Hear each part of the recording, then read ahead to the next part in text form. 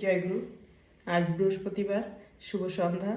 তাই আজ আমি পাঠ করছি শ্রী শ্রী জগজ্জননী বড় মা মায়ের ব্রতকথা পাঁচালী।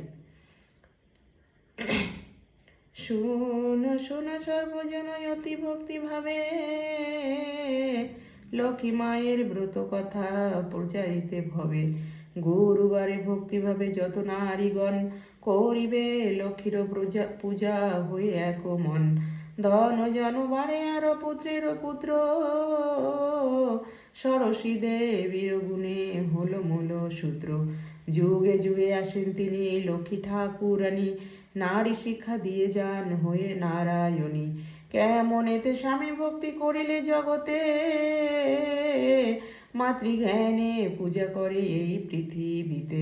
স্বামীর সোহাগ সেবায় গুণে ধন বৃদ্ধি হয়, লক্ষ্মী রূপে শ্রী শ্রী বড়মা দেখাইলেন তাই।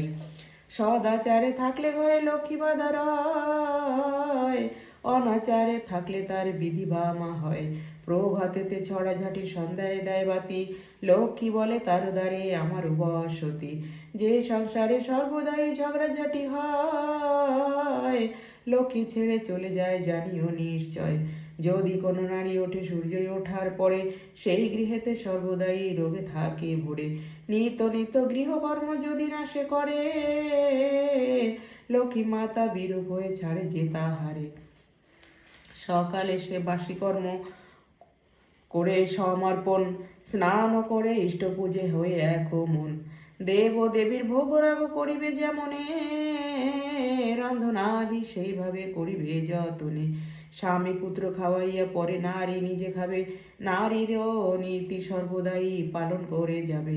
নারীর বৈশিষ্ট্য মাঝে অষ্টগুণ আছে, একটিরও অভাবে নারীত্ব না জাগে। না নে যে রান্না করে যদি কোনো নারী, সদাচারে বিনা রান্না জীবনের ওই। অদীক্ষিতের হাতে রান্না খাওয়া উচিত নয়, যাগ যজ্ঞ পূজা অর্চনার ফল নাহি হয়। পান ভোজন তাহার হাতে বিষবিহীন হয়, রোগ শোক দারিদ্র্যেতে ধ্বংস হয়ে যায়। পাষাণ প্রতিমা পূজে যত নারীগণ, স্বামী পূজা বিনা ফল না হয় কখন। পতি বিনা সতী আর দুধ বিনা মাখন, অতি ভক্তি বিনা ভক্তি দুষ্টেরও লক্ষণ। সংসারেতে স্বামী ধন্য স্বামী কর সার, স্বামী বিনা ত্রিজগতে গতি নাহি আর। শ্বশুর শাশুড়ি দেবর ও সেবা যত্ন করা, আদর্শ রমণীর গুণ জগতের সেরা। লক্ষ্মী মায়ের মাহাত্ম্যর কথা শুনো ভক্তি ভাবে, দুঃখ হরণ বলে সবাই সুখ শান্তি পাবে।